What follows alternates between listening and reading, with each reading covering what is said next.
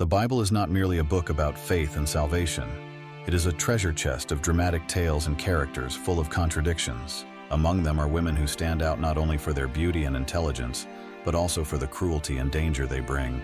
You wouldn't be able to imagine the lengths they went to in order to achieve their goals. Brace yourselves, because in today's video, we will delve into the 5 most dangerous and vicious women in the Bible, who left a dark legacy in religious history.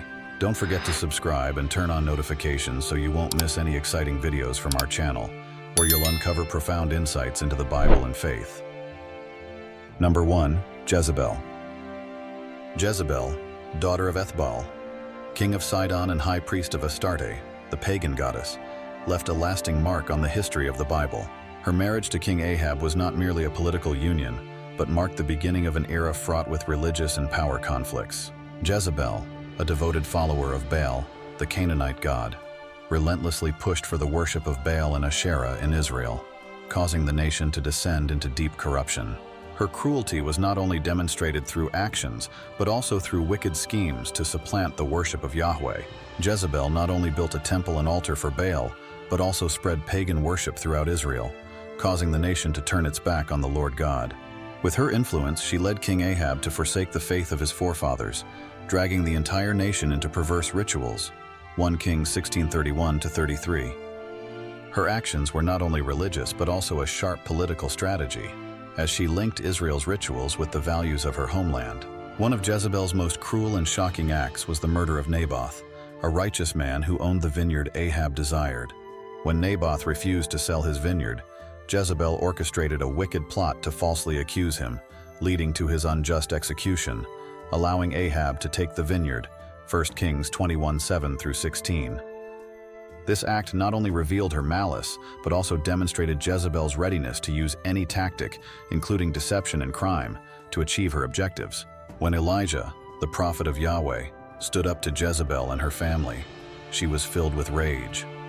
After Elijah's resounding victory over the prophets of Baal on Mount Carmel, Jezebel vowed vengeance. She swore to kill Elijah, forcing him to flee for his life. 1 Kings 19:1-2. This unrelenting pursuit showed Jezebel's deep hatred for anyone who resisted her religious agenda, especially the prophets of Yahweh. Jezebel's brutality didn't stop there. She commanded the destruction of all Yahweh's prophets, creating an atmosphere of fear and suppression for the faithful. 1 Kings 18:4. One of God's servants, Obadiah, had to hide 100 prophets in caves to shield them from Jezebel's wrath.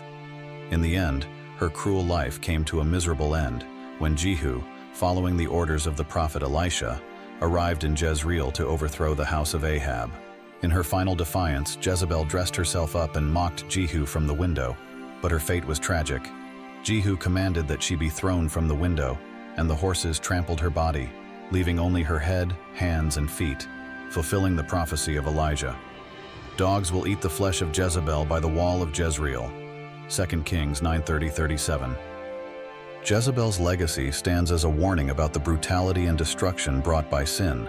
Her name has become a symbol of treachery and crime, serving as a powerful reminder of the destructive force of wickedness and the inevitable divine justice that will always prevail.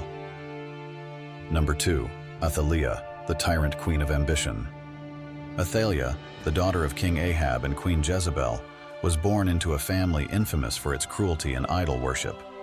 She not only inherited the throne, but also continued the corrupt practices her parents had initiated in Israel. As the offspring of 2 Israelite kings, Athaliah grew up in a world driven by power and ambition, where authority was paramount. After her parents' death, she sought not only to secure the throne, but also to expand and fortify her power at any cost. Athaliah's marriage to Jehoram, the king of Judah, was a strategic political alliance designed to consolidate her power by merging the kingdoms of Israel and Judah. However, when her husband passed away and her son Ahaziah ascended to the throne, the balance of power quickly shifted. Ahaziah's reign in Judah was short-lived, and he lacked the strength to hold on to power. After his death in a war with Aram, Athaliah saw her chance to seize the throne of Judah and wasted no time in taking drastic measures to claim it. Upon hearing of her son's death, Athaliah wasted no time in issuing an order to eradicate every potential threat to her rule within the royal family. As recorded in 2 Kings 11:1-3, She commanded the execution of anyone who might be a legitimate heir, including children. However, a courageous woman, Jehosheba, secretly hid her nephew, Joash, in the temple of God. Jehosheba, Ahaziah's sister, protected Joash, a direct descendant of David, ensuring the survival of both the kingdom of Judah and the Davidic line. For 6 years, Joash remained hidden in the temple, while Athaliah continued her tyrannical and brutal rule over Judah. Athaliah's rule was not only marked by bloodshed but also by profound religious corruption. She relentlessly pushed the worship of foreign gods, a legacy passed down from her parents. As a result, Judah was drawn deeper into the worship of Baal and Asherah, much like the situation under Ahab and Jezebel's reign in Israel. Athaliah wielded her power to maintain the dominance of foreign gods, which not only eroded the faith of the people, but also dragged the nation into moral decay. Eventually, Athaliah's reign faced a challenge. Jehoiada, the high priest of the house of David, a faithful servant of both the Davidic dynasty and God, resolved to act. After hiding Joash in the temple for 6 years, Jehoiada devised a plan to stage a coup and restore the throne to Joash, ultimately overthrowing Athaliah. He collaborated with military leaders and temple guards to execute the plan. At the age of 7, Joash was declared the rightful king of Judah by Jehoiada, causing a surge of excitement among the people. Exhausted by Athaliah's cruel rule, they swiftly pledged their support to Joash. Upon hearing the jubilant cries of the people and the trumpets signaling change, Athaliah hurried to the temple to confront the situation. But when she saw Joash crowned and seated on the throne, she tore her clothes and screamed, "Treason! Treason!" A desperate and furious reaction upon realizing she had lost her power. But her fate was sealed, as Jehoiada commanded her arrest and the execution of any supporters. Athaliah was dragged out of the temple, through the horse gate, where she met her death, bringing an end to her brutal reign. 2 Kings 11:12-16. Athaliah's death not only ended her autocratic rule, but also marked the restoration of the Davidic lineage through Joash. Under his leadership, Judah began to heal and reform its religious practices, gradually returning to God and his ways. Athaliah's life and death stand as a stark lesson on ambition and brutality, reminding us that unchecked power leads to ruin. Her reign is a vivid example of the consequences of abusing power and ruthless brutality, serving as a cautionary tale for those who pursue power without moral integrity. Number 3. Herodias, the queen of vengeance and ruthless manipulation. The tale of Herodias is one of vengeance and power in the Bible, where greed and manipulation drove a woman to unimaginable deeds. Herodias was a key figure in the Herodian dynasty, the ruling family of Judea, where marriages were political maneuvers aimed at securing power. Initially married to Herod Philip, her uncle, Herodias scandalously left him to marry Herod Antipas, his cousin and tetrarch of Galilee, creating a union that was both ethically dubious and in violation of Jewish law. Herodias was known not only for her calculated marriages but also for her burning hatred and relentless ambition. She became a notorious figure in history, not because of talent or virtue, but for her dark, scheming actions. Herodias' name remains etched in history because of her fierce confrontation with John the Baptist, a prophet renowned for his honesty and bravery. Their enmity was not merely a religious dispute, but a life-and-death struggle between power and righteousness. When John the Baptist publicly criticized her marriage to Herod Antipas, Herodias could not tolerate the insult. The hatred within her erupted intensely, and she began to devise a wicked revenge plot. On Herod Antipas's birthday, an opportunity too good to miss arose for Herodias to execute her plot. Salome, her daughter, performed a seductive dance that left King Herod utterly mesmerized. In his intoxicated state, Herod promised Salome anything, even half of his kingdom. However, it was Herodias who used her cunning to have Salome ask for the head of John the Baptist on a platter, a priceless gift in her eyes. Mark 6:24-25. According to the Gospel of Mark, even though Herod Antipas did not want to kill John the Baptist because he respected the prophet's teachings, Mark 6:20, the fear of breaking his oath forced him to act against his own will. Though Herod Antipas understood John's righteousness and felt uneasy, he could not go back on his word in front of the banquet guests. The oath compelled him to order the execution of an innocent man. Therefore, Antipas had to order the soldiers to arrest John and behead him, with the prophet's head brought on a platter and handed to Herodias through her daughter. Mark 6:27-28. However, Herodias' victory could not erase the price of this revenge. She killed a righteous man, and in doing so, defiled herself.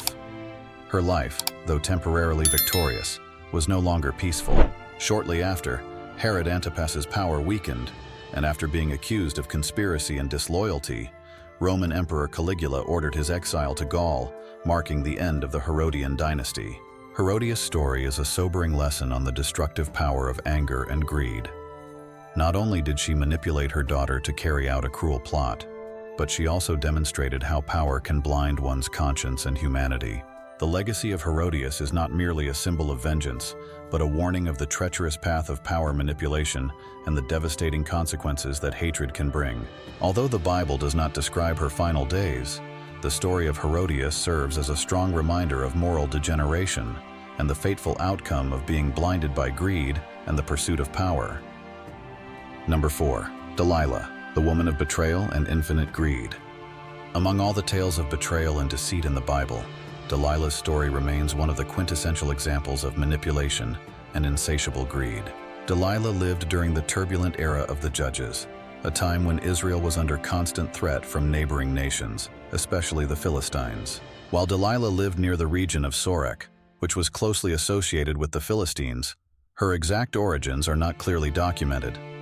However, her actions clearly suggest a link to the Philistine leaders, who were Israel's relentless enemies.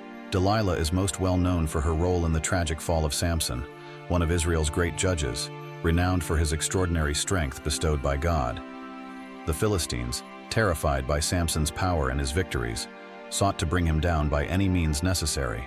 Thus, they selected Delilah to be the instrument for their scheme. The Philistine rulers bribed her with a large sum of money to discover the secret of Samson's strength. Judges 16:5. Lured by greed, Delilah agreed and began to approach Samson. Delilah persistently pressed Samson to reveal the secret of his strength, a divine strength given to him through God's consecration from his mother's womb. Despite Samson's repeated false answers, Delilah's perseverance and relentless prodding eventually wore him down, and he disclosed the secret of his strength. In a deeply emotional moment, as described in Judges 16:16-17, Samson finally confessed, "If my head is shaved, my strength will leave me, and I will be weak, like any other man." Armed with the truth, Delilah betrayed him. She lulled Samson to sleep in her lap and called for a man to shave off the 7 locks of his hair, stripping him of the strength God had endowed him with. When Samson woke, he discovered he had lost his strength, and this was the moment the Philistines had eagerly awaited. They quickly captured him, gouged out his eyes, and took him to prison in Gaza, where he was humiliated by grinding grain in a mill. Judges 16:21. The reward for Delilah's betrayal was substantial. She received a total of 1,100 silver coins from the Philistine leaders, a significant sum that reflected the high value of defeating Samson for Israel's enemies. Judges 16:5. Although Delilah fades from the pages of the Bible after Samson's capture, her betrayal remains deeply etched in the minds of many. It was a painful moment not only for Samson, but also for the history of Israel. Though successful in diminishing Samson's strength, Delilah's actions were not without cost. As Samson languished in prison, his hair began to grow back, signaling the restoration of the divine strength God had given him. At a festival in the Philistine temple of Dagon, Samson prayed to God for strength to avenge his enemies. His prayer was answered, and he collapsed the temple, killing thousands of enemies along with himself. Judges 16:28-30. Samson's final act avenged the pain and betrayal he suffered, while severely weakening the enemy's power. Though Delilah does not appear in this decisive moment, she remains the one indirectly responsible for Samson's downfall. Delilah's story is not only one of betrayal, but also a warning of the consequences of greed and deceit. She sacrificed morality for personal gain, leaving behind a dark legacy of cunning and cruelty. Delilah's legacy is an unavoidable warning about the destructive power of greed and manipulation. Her story not only tells of Samson's downfall, but also unveils the dark schemes of those who exploit greed to betray and usurp. Potiphar's wife is the quintessential example of manipulation, lust, and the unforeseen consequences of lies. her story reminds us that immoral actions inevitably lead to destruction. The story of Potiphar's wife takes place in a society where power and ambition not only dominated, but also pushed individuals into shameful actions. It was a society where manipulation and exploitation became tools of power. Potiphar, a high-ranking officer in the Egyptian army and Pharaoh's protector, not only had great influence in society, but also brought Joseph into his household. However, this very household witnessed a battle filled with schemes and desires. Potiphar recognized Joseph's unique talents and knew that God was with him, making everything he touched succeed. As a result, Joseph became a trusted manager in Potiphar's household. Although Potiphar's wife was a wealthy and powerful woman, she did not feel fulfilled in her life. She began to take notice of Joseph, who had been entrusted with managing Potiphar's household. The Bible describes her as a woman consumed with lust, perhaps due to boredom or a desire for power. Even though Joseph firmly rejected her and warned that he could not sin and betray God, Genesis 39:7-10, Potiphar's wife refused to give up. Potiphar's wife refused to give up on Joseph and began to carry out a wicked plan. One day, when no one was around, she grabbed Joseph's cloak and demanded that he sleep with her. Joseph, with steadfast determination to preserve his integrity and loyalty to God, fled from her, leaving his cloak in Potiphar's wife's hands. In her anger and feeling violated, she accused Joseph of assault, using the cloak as evidence. Genesis 39:11-18. Potiphar's false accusation led to Joseph's arrest and imprisonment, even though he was innocent. Potiphar, hearing his wife's words, became enraged and ordered Joseph to be imprisoned in the king's prison. Genesis 39:19-20. Potiphar's wife, with her schemes and deceit, caused Joseph to pay a high price. However, what is notable is that, although she harmed Joseph, her betrayal was not the end, but a pivotal moment that led him into God's grand plan.